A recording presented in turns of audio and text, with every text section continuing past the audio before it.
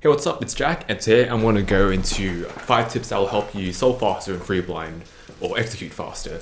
So let's just dive right into it. Tip number 1 is to know your setups and hours in advance. So for old Pokemon and M2, that just means get really familiar with your setups, cases and stuff, so you can do them effortlessly without thinking in actual solves. This will help you pause less in execution, which will just help you solve faster pretty much. It just means that you can divert more of your brain space into recalling the memo, which is, I feel like, the main thing you should really be focusing on in a solve. So it might be worth just like rehearsing those setups like outside of solves, so you can do them really comfortably. So you can, once again, divert your mind space into thinking ahead to the next letter pairs. And tip number 2 is to use good hardware. So if I have to recommend like one cube, because I know people ask that, it's a GDS3LM, so there you go. But generally speaking, people favor Moyu cubes with light magnets, like generally. Although there are some diversities as well. I know some people use non-magnetic cubes.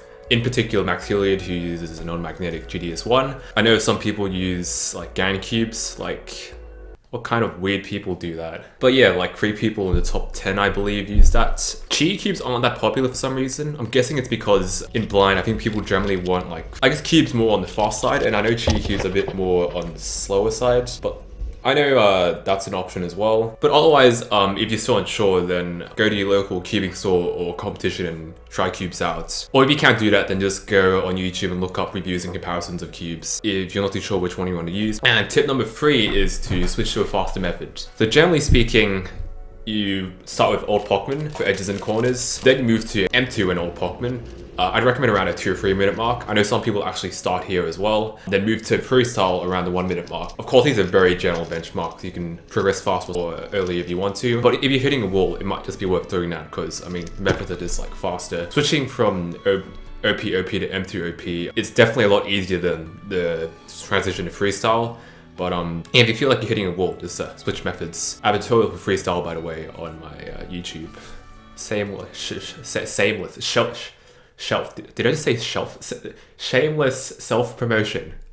Damn, I can't English. And tip number 4 is to do corners and edge-only solves. So this can kind of help with memory as well, because I remember doing a bunch of edge-only solves when I was using M2 OP to adapt to using audio edges. And I found it really helpful.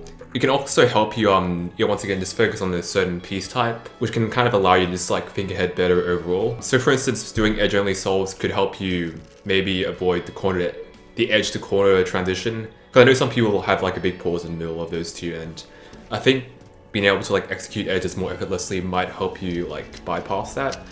But it's just another practice technique to experiment with, and I've had success with it. Mainly in edge-only solves. I don't think I've done too many corners only, but once again, just play around with that. And tip number 5 is, I mean, I've kind of discussed it a bunch already, but like, I should reiterate it again. Pause less.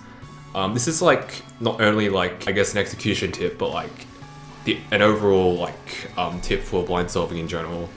And if there's like one advice I'd offer like anyone in blind solving in general, it is that like pause less. It's like the overall like advice I'd give. Because I mean, like, in order to pause less, you need to have good think ahead, you need to be pre-familiar with your owls, you need a solid memo. Like, kind of encompasses everything you need to do in order to be good at blind solving. And it's also like a tip I can give to anyone at like any stage. Of course, like people like starting off are going to pause a lot because they have to think a lot more about certain steps. But even at like world-class level, like, hell, even my world record average, I pause on like all 3 solves. Like, that's still had a lot of issues with that. So that's clearly something I still have to work on myself sometimes. But yeah, if there's one thing you're going to take from this video, even if you get the rest, it's to pause less. So there you go. And yeah, that concludes that. These tips videos seem to be kind of interesting to make, and also people find them useful. Might make another one. If you have any suggestions for what that should be, leave a comment below. But yeah, that's about it. Be sure to subscribe, like, play Minecraft. Yeah, that's it. Goodbye.